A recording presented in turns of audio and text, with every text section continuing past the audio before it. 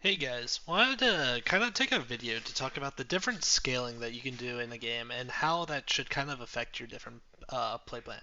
So the way that I kind of think of the different scalings is in three different types. There's additive scaling, linear scaling, and exponential scaling. Um, yes, we're having a little bit of a math lesson here, but hopefully it won't be too boring for you. So additive scaling is where you have a single buff. The general way that I kind of see this is like a battle cry that gives plus stats. This might be a blood gem. This might be an actual battle cry that just says give plus two or something like that. Generally, these are just going to be like single cards, and they're normally just one or two drops. We don't normally see them too much into the late game. Linear scaling is when you're getting that like stat buff multiple times. And generally there's a rhythm to it. So there's a couple of two drops that do linear scaling, and these are some of the strongest two drops. The first one that comes to mind is Lulabot. So this is the magnetic that just starts off at a 2/2, and every turn it gets a plus one buff. And if you look right now at HS replay, it has a really high win rate if you play it on turn 3. Another example of this is Bedrock, the elemental that every 2 turns you get a elemental added to your hand. The way I see this is a linear gold accumulation. Every 2 turns you're getting a free gold. And then I guess the like other good option that's a really standout that's like one of the best examples of this is Upbeat Front Drake, which is the one drop that every 30 turns you get a dragon added to your hand. And that's essentially the same thing as Bedrock, but now you're getting that on potentially turn 1 rather than turn 3. And you're getting it out of a 1 drop rather than a 2 drop. Just comparatively, you're having linear scaling on a earlier minion, which is really strong. And this isn't like a video to say that exponential scaling is better than linear because it's kind of obvious. But it's to say like you shouldn't be picking up single buffs the later the game goes, and instead you should be looking for more multiplicative and exponential effects. So now the question is, what is exponential scaling? And this is where you're getting multiple buffs, and the buffs themselves are also scaling linearly. So I think the best example of this, the game in the background, is doing dragons with keychain and the poet, where the buff is saved during combat. So with the keychain, I'm ended up having both the lesser and the greater. So spreading the stats 3 times with that. And then if you're changing the minion that you have taunted to your new like next biggest minion, you're essentially getting that buff from the previous turn squared every turn because you're spreading it 3x and then you're changing it to the new next biggest minion, and that biggest minion had the last buff on it to begin with.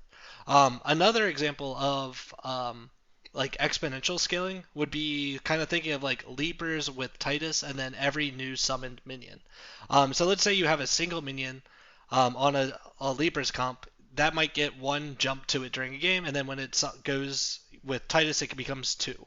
Now let's say instead you have something that summons a minion, like the Raptor. Well, now it gives the 2 jumps, but then because it can get the jumps onto that summon minion, that 2 becomes 4.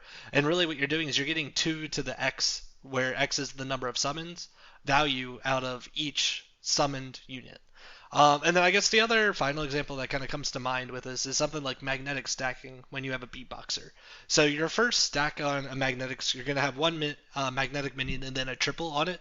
So it would be a 4 stack that you're applying on a beatboxer. So you go times 2 on the like tripled magnetic stack.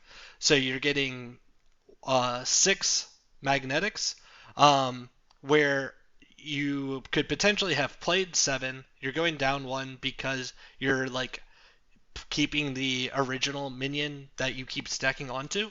So your first stack is actually worse on Beatboxer. However, your next one, you get that original stack, plus now instead of it being 3 magnetic minions, it's becoming 6. Because you have one triple, the second triple, and then potentially any other minions you had on it, like any other magnetics you play, those are doing linear scaling. But that going from 3 to 6, and then it becomes like 9, and then it's all like multiplied over on the beatboxer. You can see how like it gets a higher buff every time you replay that magnetic minion on with the beatboxer specifically. So I guess this is less of a guide of like how to find the different types of scaling, but more a recognizing what scaling you're doing in your current game. And really, this is just a way to tell whether you're strong or not, or if you can keep up with your opponents. So let's just, I guess, do an example. Let's say you just tied with an opponent and it was 50-50 odds, so everything, was a fair thing, but your comp was doing linear scaling and your opponent is doing exponential scaling, and that exponential scaling has, room to grow. For leapers, sometimes there's no room to grow. Um, if you're tying that match, that's a sign that your current comp isn't going to win. You're getting outscaled, and that's a sign that you need to switch to scam. Um, and find ways that you can potentially cheat the match rather than doing your scaling because your scaling is not keeping up. They're doing exponential, you're linear. It's just not going to work, especially if you guys are already tied. If you're winning, there's a chance that you're just so far ahead that they don't have the time for that scaling to catch up to you.